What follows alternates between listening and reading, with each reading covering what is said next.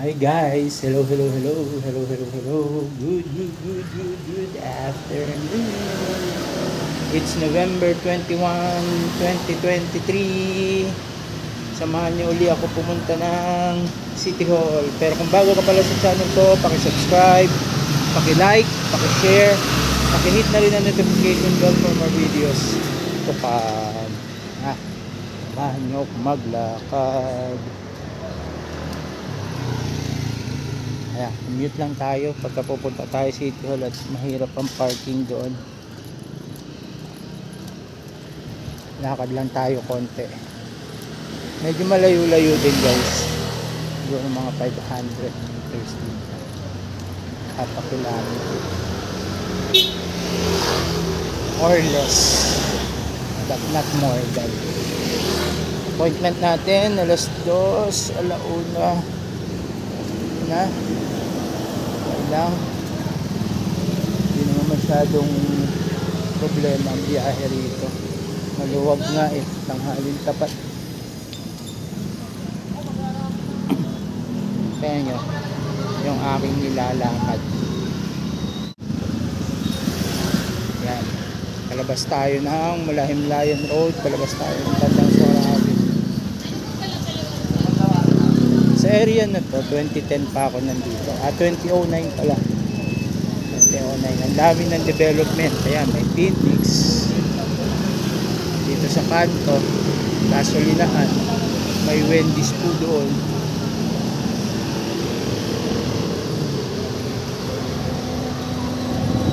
Going tayo sa may Visayas Avenue para sumakay ng jeep papuntang City Hall. Ito tinatawag na Bayang Palengke.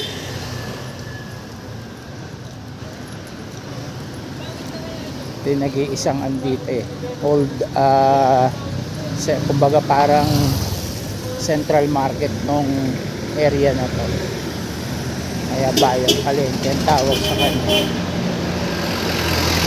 Pero yung pinakadulo ng dulo ng Visayas Avenue. Although may project ang government since 2012 pa yata yun, no? Na magtuloy-tuloy siya. Portion by portion nagagawa naman na yung mga kalsada. Kaso nagkakaroon ng problema sa right of way. Pero pang mga bahay na hindi pa nagigiba para magtuloy-tuloy yung daan. Yan.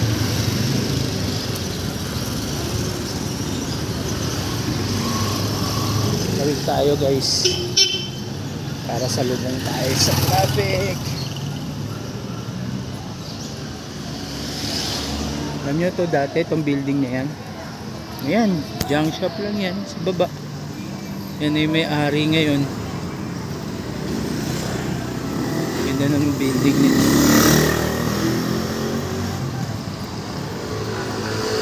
Dati junk shop lang yan ang kabuhayan nila. Still andyan pa naman yung junk shop. Meron pa. May remnants pa. Ito yung McDo dito sa amin area. Isa sa pinakamalaking McDo dito. Actually sa kahabaan ng Tandang Sora, ito na lang yung naiiwan na McDo. I think maliban lang doon sa may Sangandaan, malapit na doon sa Irino Highway, doon may McDo pa doon sa commercial building doon. Kasi yung sa dulo nito sa may Commonwealth, nagsara na yung McDo doon. Yun doon naman sa may Mindanao Avenue na McDo, nagsara na rin. Tapos meron din dito Robinson Supermarket, matagal-tagal na rin yan. At itong gasolinahan na to na Caltex.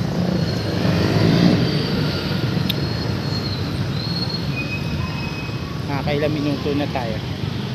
Hihingal na ako. Hindi na sanay maglakad. Laging nasa nakasasakyan. Kaya minsan masarap din mag-commute guys. Although minsan naninibago ako kasi iniisip ko kung kung magkano na ba yung pamasahe. Tulad ngayon 13 na pala.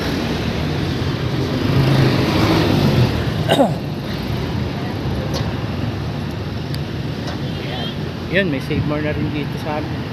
Tagal-tagal na rin yan. Mag-iisang dekada na rin siguro yun. Ito, dati maliit na subdivision lang ito. Ngayon medyo malawak na rin. Sa unahan ay mga business establishment. Sa likod ay may mga bahay.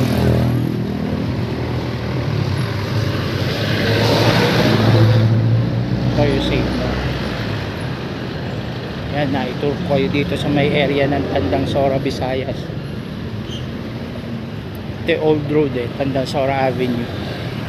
Yan, mga inisal dyan, matagal na rin yan, dekada na rin yan dyan. Siyempre, yung BPI mas matagal.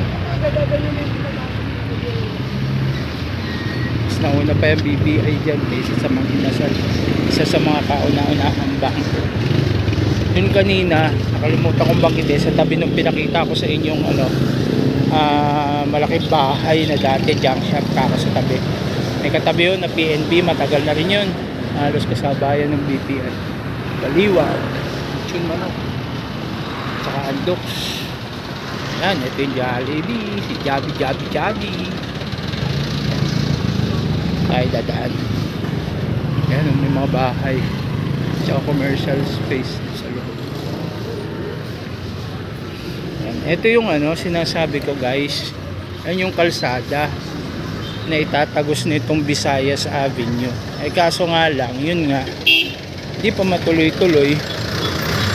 Kasi, although yung kadugtong niyan, doon sa kabilang side, sa may bandang tagos ng Himlayan Road, gawa na. Pero yun kasi may mga bahay pa diba? So hindi pa matuloy-tuloy yung kalsada. Pero kapiraso na lang yan. Siguro baka isang block na lang yan. Baka yun na lang nagmamay-ari ng malaking bahay na hindi pa bumibigay. So ito yung palengke. Yan. Paikot yan guys.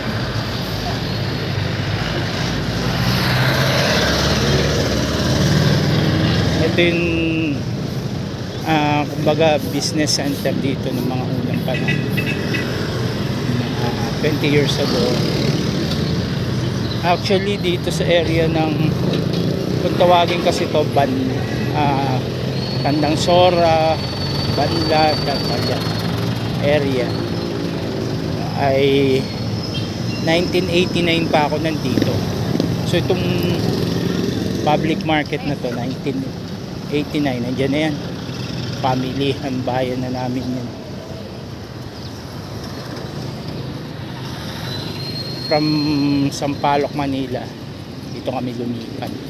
Pero doon sa may Tuktok, pinaka highest point ng area na to, which is yung Banlat, at doon kami nang upahan dati. Mercury, 7-Eleven, may Watson doon.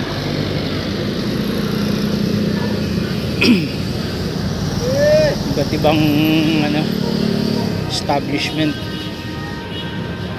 Pakita ko sa inyo, approaching tayo doon sa Kayan.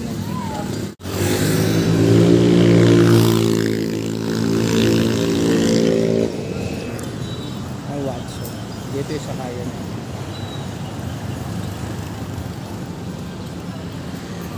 Yan.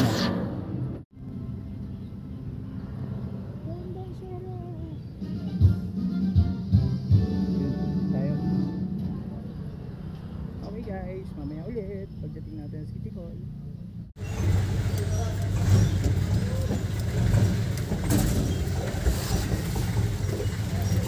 Tayo sa jeep. Hintay tayo mapuno.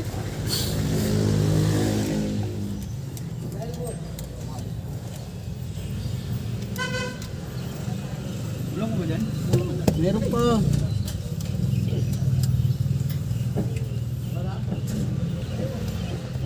Kaya ulit guys. City Hall na guys. Pa tayo.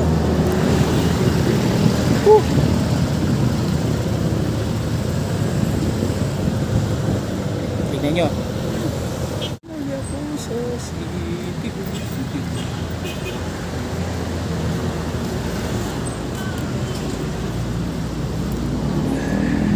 Sa pato ah.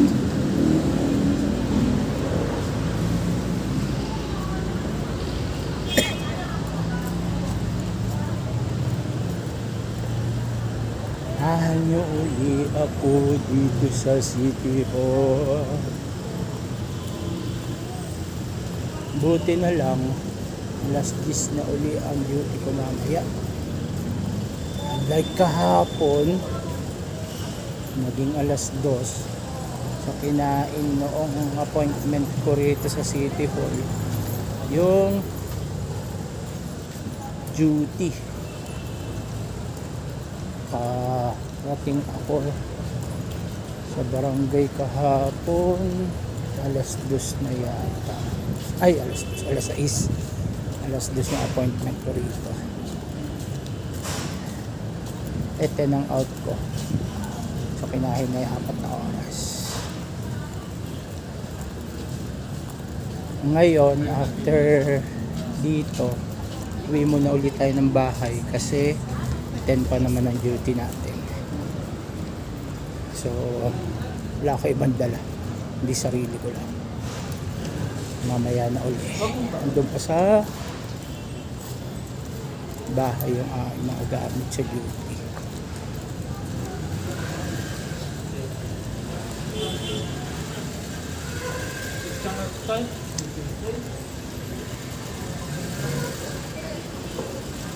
Ayan natin dito City Hall, yung flag pole.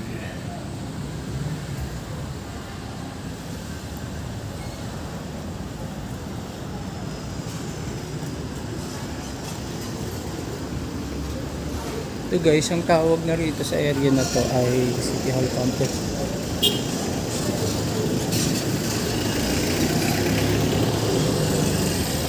Ba't ibang building na siya? Puro high-rise building. Tsaka ito yung old and first building. Itong tinatawag na legislative building. Ito yung kaunang-unahan. Unang-unang building. Tapos siya sa lupad nito, ano na yun? High-rise. So renovated kasi yung upper part noon nasunog. Tapos marami na sa building sa paligid. Meron po ang ginagawa doon sa area na yun. Magtatanaw niya.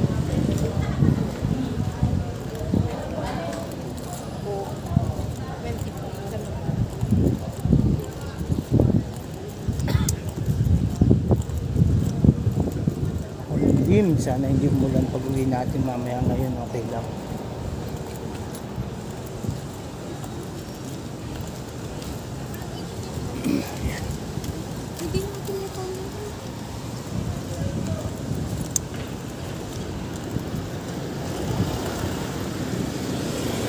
Tayo ulit sa Hall of Justice. Ginagawa itong Hall of Justice.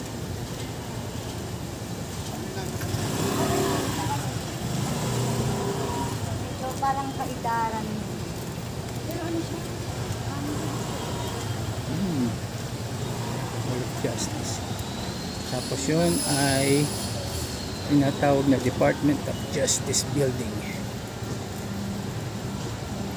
Ayan. Sige na guys. At pagpasok ko dun, bawal na uli mag-vlog. Mamaya na uli pag uwi ko. Bye bye bye. Yan, bye. Papasok na po ako sa Department of Justice Building. Naya-assist lang tayo as barangay personnel. So, yun. Off ko na muna.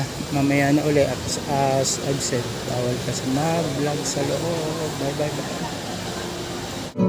Enjoyed this video?